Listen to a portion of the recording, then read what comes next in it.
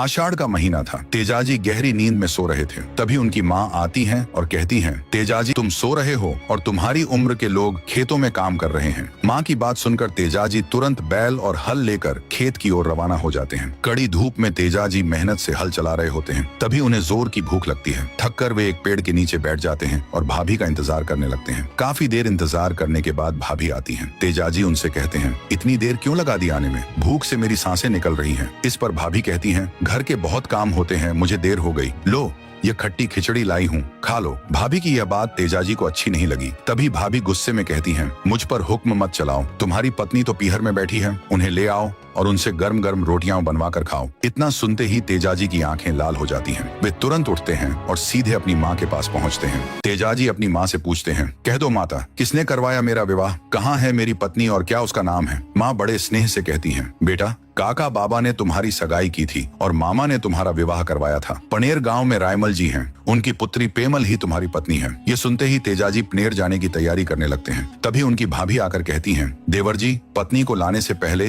अपनी बहन राजल को लेकर आओ। तेजाजी तुरंत राजल को लेकर आते हैं और पनेर जाने की तैयारी करते हैं। तभी घर पर पंडित जी आकर कहते हैं, आज सुगन शुभ समय अच्छा नहीं है, 2-4 दिन बाद जाना। लेकिन तेजाजी दृढ़ स्वर में कहते हैं, सुरवीर सुगन नहीं देखता, और वे पेमल को लेने पनेर के लिए रवाना हो जाते हैं। तेजाजी अपने ससुराल पहुंच जाते हैं। रात का समय था और बहुत तेज बारिश हो रही थी। पास में एक बगीचा था। तेजाजी बगीचे के माली से कहते हैं, दरवाजा खोलो, मैं भीग रहा हूँ। माली कहता है, बगीचे की चाबी पेमल के पास है। तभी तेजाजी माली को एक सोने की मोहर देते हैं और कहते हैं, अपनी पत्नी को पायल दिला देना। ये सुनकर माली दरवाजा खोल देता है। तेजाजी अपनी घोड़ी लिलन को बगीचे में बांध देते हैं और स्वयं सो जाते हैं। सुबह होती है। माली बगीचे में देखता है तो लिलन घोड़ी ने सारा बगीचा तहस नहस कर दिया था। माली पेमल के पास जाता है और कहता है, रात को एक परदेशी आया है, उसकी घोड़ी ने पूरा बगीचा खराब कर दिया। ये सुनकर पेमल अपनी भाभी से कहती है, जाओ और देख कर आओ, कौन है वो परदेशी? भाभी अपनी 2 सहेलियों के साथ तेजाजी के पास आती है और पूछती है, कौन हो आप? कौन सा आपका गांव है और किसके घर आए हो मेहमान? तेजाजी उत्तर देते हैं, खरनालिया मेरा गांव है, तेजा मेरा नाम है, रायमल जी के यहाँ आया हूँ मेहमान। इतना सुनते ही भाभी दौड़कर पेमल के पास जाती है। जब भाभी ने पेमल को बताया कि बगीचे में आए मेहमान कोई और नहीं बल्कि तेजाजी हैं, तो यह सुनकर पेमल खुशी से झूम उठी। वह तुरंत सज धज कर तैयार हुई और जल्दी जल्दी तेजाजी के पास पहुंची। कुछ देर तक वह तेजाजी को निहारती ही रही, फिर मुस्कुराते हुए बोली, इतना इंतजार क्यों करवाया? इसके बाद दोनों साथ में घर की ओर बढ़े। घर के बाहर गाय और भैंसों के बछड़े इधर उधर डर कर भागने लगे। तभी तेजाजी की सास ने नाराज होकर कहा, काला शाप के खाया कौन है जो बछड़ों को भड़काया? जैसे आया है वैसे ही वापस लौट जा। ये सुनकर तेजाजी के पैरों तले जमीन खिसक गई। उन्होंने अपनी घोड़ी लिलन से कहा, चलो यहाँ से, नुगरों की धरती पर हम नहीं रहेंगे। इतना सुनते ही पेमल गुस्से से बोली, माँ ये तूने क्या कर दिया? घर आए जमाई को तू वापस भेज रही है? या तो मेरे पति को मना ले, नहीं तो इस आंगन में मैं एक गिलास पानी तक नहीं पीऊंगी। पेमल की बात सुनकर सासू माँ को अपनी गलती का एहसास हुआ। उन्होंने तेजाजी से कहा, मैंने तुम्हें पहचाना नहीं, मुझे माफ कर दो। मेरे लाडले जमाई ऐसे रूठा नहीं करते। फिर पेमल ने जैसे तैसे तेजाजी को मना लिया। तेजाजी और पेमल दोनों महल में गए और वहाँ बैठकर मन की बातें करने लगे। तेजाजी गहरी नींद में सो रहे थे कि अचानक एक औरत रोते हुए घर के बाहर आई और जोर जोर से पुकारने लगी, क्या कोई शूरवीर है जो मेरी गायों को बचाकर ला सके? तेजाजी की नींद टूट गई। वे तुरंत बाहर आकर पूछने लगे, क्या हुआ गुजरी, इतनी रात को क्यों रो रही हो? लासा गुजरी रोते रोते बोली, मेरी गायों को मीणा चोर ले गए हैं, क्या उन्हें कोई नहीं बचा सकता? तेजाजी ने दृढ़ स्वर में उत्तर दिया, मैं लाऊंगा तुम्हारी गायों को। यह सुनकर लासा गुजरी ने व्यंग्य से कहा, अगर सच में शूरवीर होते तो अब तक चल पड़े होते। तेजाजी ने देर न की, वे तुरंत अपनी तलवार और भाला उठाया। तभी पेमल बोली, मैं भी साथ चलूंगी। तेजाजी ने कहा, नहीं मैं अकेला जाऊंगा, और वहां से निकल पड़े। कुछ ही दूरी पर पहुंचे थे कि उनकी नजर एक अजीब दृश्य पर पड़ी। एक सांप आग की लपटों में बुरी तरह से तड़प रहा था। तेजाजी झट से आगे बढ़े और अपने भाले की नोक से सांप को आग से बाहर निकाल दिया। तब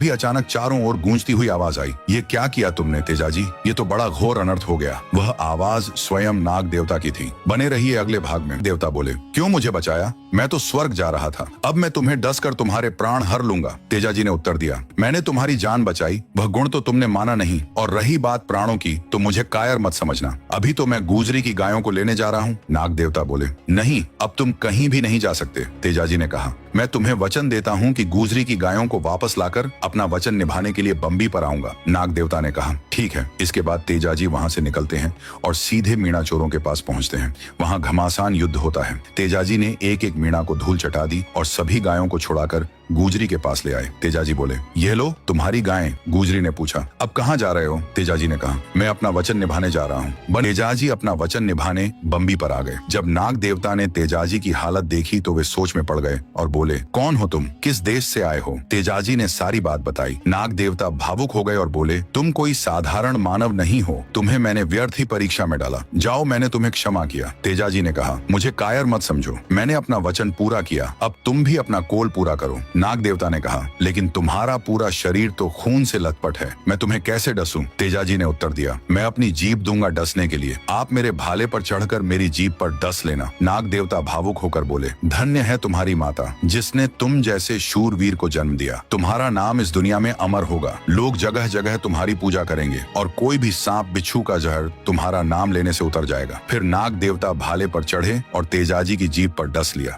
तेजाजी को नाग डस लेता है। पास ही आंसू देवासी बकरियां चरा रहा था। तेजाजी ने देवासी को पुकारा और कहा, भाई हो तो मेरा एक काम करो। देवासी पास आया। तेजाजी ने कहा, जाओ और पेमल को समाचार दो कि हमारा साथ कुछ पल का ही था, कहना तुम्हारा तेजल अब कुछ पल का मेहमान है। आंसू देवासी आंखों में आंसू लिए रवाना हो गया। इधर लीलन रो रही थी। तेजाजी ने कहा, रो मत पगली, जाओ और माँ व बहन राजल को धीरज देना और कहना तुम्हारा तेजल स्वर्ग से धार रहा है। लीलन बोली, जब तुम ही जा रहे हो तो मैं इस दुनिया में रहकर क्या करूंगी? तेजाजी ने उत्तर दिया, तुम्हारा नाम अमर होगा। लीलन आंसू बहाती हुई खरनालिया के लिए रवाना हो गई। माँ और राजल ने देखा कि लीलन की आंखों में आंसू हैं। माँ ने पूछा, तेजल कहाँ है? लीलन की आंखों ने ही सब कुछ कह दिया। उधर आंसू देवासी पेमल के घर के बाहर पहुंचा और उसे बुलाकर कहा, तुम्हारा तेजल अब कुछ पल का मेहमान है। ये सुनते ही पेमल की सांस जैसे रुक गई। इधर तेजाजी देव रूपी आत्मा स्वर्ग से धार गई। दोस्तों, ये थी सत्यवादी वीर तेजाजी की कथा। अगर कोई भूल चूक हुई हो तो क्षमा करना। अब मिलेंगे नई कथा में।